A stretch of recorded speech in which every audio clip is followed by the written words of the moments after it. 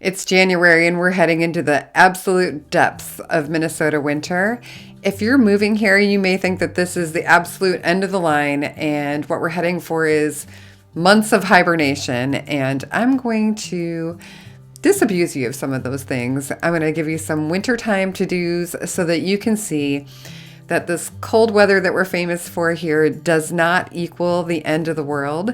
And people here actually really look forward to winter in Minnesota.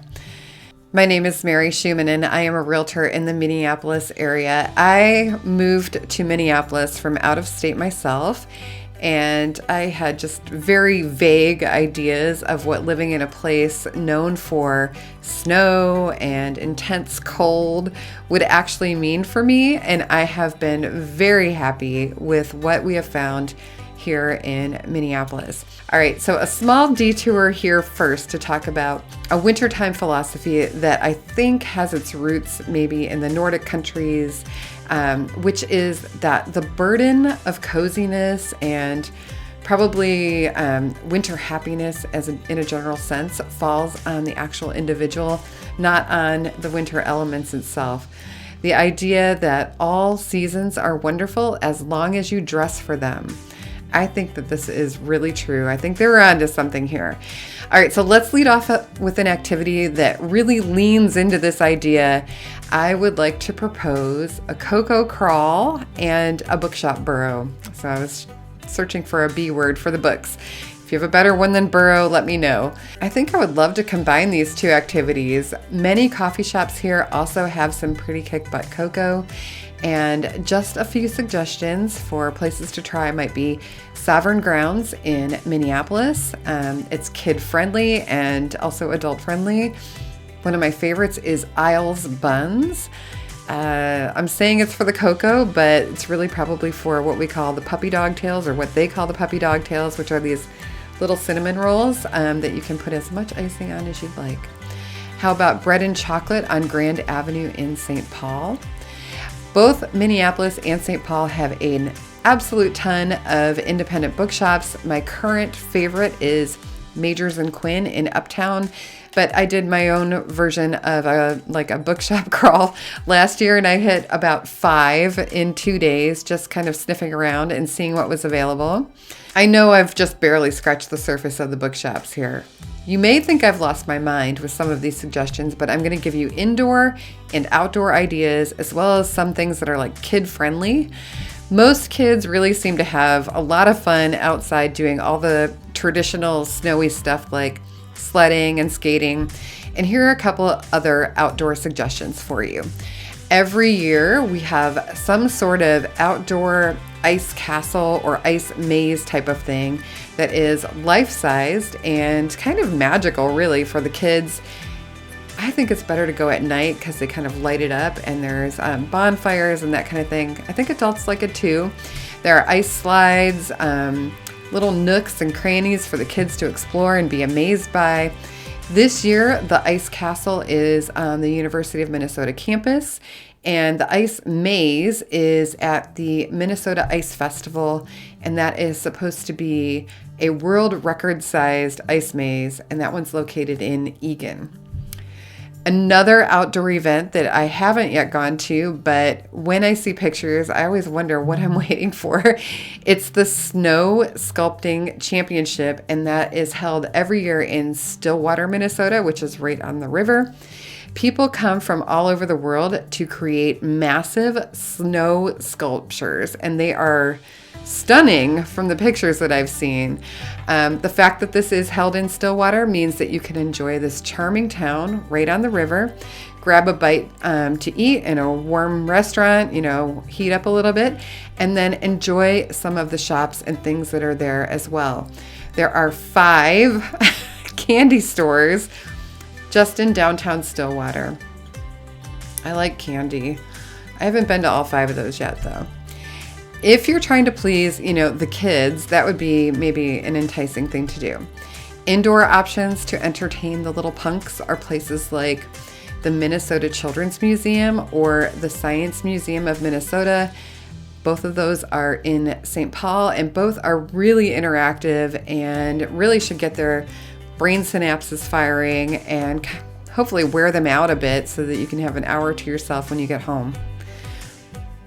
Kids and adults love hockey here, and we happen to have a professional hockey team, the Minnesota Wild. If you have younger kids or you're on a budget that doesn't include professional hockey tickets, I've learned that you can attend open practices at the Tria rink in St. Paul. Other budget-friendly sports ideas are going to be, take yourself to the University of Minnesota and go to gymnastics or wrestling meets. Something different than you normally probably do. If you feel sporty and you like cycling, I absolutely love cycling. We have an amazing bicycle infrastructure here that is awesome in the summer, like not to be missed. But it's also not to be ignored in winter either. And this is kind of going to take some people by surprise. I haven't tried this yet, but I think I am going to try it this year. And that is fat tire biking. These are bikes with larger tires. They're nice and wide. They have low air pressure and like a really nubby surface so you don't slip on snow or ice. And this is a true test of dressing for the weather, but I see people doing this all the time. They look happy. I know that you can also rent a fat tire bike and give it a try. And at a minimum, this could be an amusing way to spend the weekend. I recently read that there are groomed fat tire bike paths at Cuyuna Country State Recreational Area. That's a little over an hour, I think, maybe 2 hours north of the cities. And there's a bike shop near there that rents fat tire bikes. And there is a little cabin rental for the weekend, and you can have a getaway. You'll definitely create some memories if you're out there trying to ride fat tires on bikes in the snow. And you might also find a new hobby for next winter. You never know. Circling back to indoor ideas, one that always feels attractive to me is the hot and the cold plunges. I plan to spend my allotted 3 hours at the Watershed Spa in downtown Minneapolis. You're inside and you can do a series of things like sauna, the hot pool, and then cold plunges. I've done this at Korean spas and you come out feeling like $1,000,000. You're relaxed, comfortable, you're kind of a noodle. I would recommend bringing soft, warm layers to wear home so you don't ruin your vibe. If you feel more adventurous, and I'm going to tell you a lot of people actually do feel more adventurous, you can go north of the city to some saunas up there. There's another one that I have actually done before, but I did it in summer, but it's really still busy year round. That's called Cedar and Stone Sauna, and it's right on the shore of Lake Superior in Duluth. And this one, you sauna, so you're like steaming hot, and then you do your cold plunge in Lake Superior. Yes, for real. Yes. Year round, people are jumping into Lake Superior. I just saw somebody I know post about it recently, so I know that they were getting, the full experience of the sauna and then the cold plunge. I'm not quite there yet.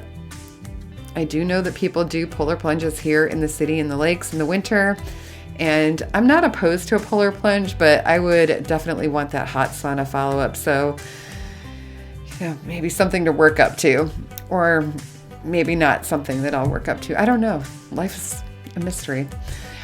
One more option, if you feel like staycationing, or if you're from out of town, just vacationing here in Minneapolis, you could stay at the Hewing Hotel downtown.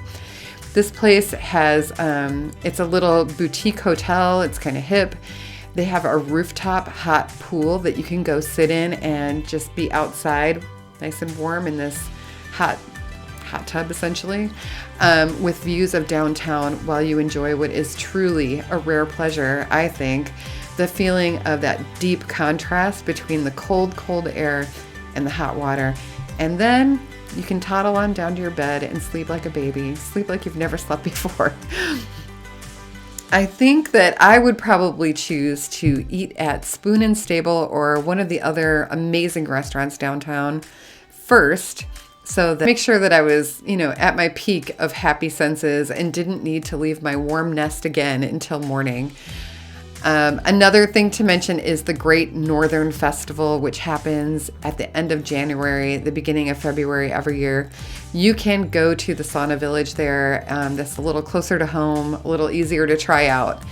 There is a lot to do here in the winter. I've barely scratched the surface. I mean, I had to call the herd here. But you can check out some of my other videos if you want different ideas, or just rest assured knowing that life does not come to a screeching halt in winter. People do not sink into a deep winter-induced depression when they live here. We actually love winter. Let me know if you have questions about anything. I am always happy to talk to people that meet me on YouTube. Thank you so much for watching.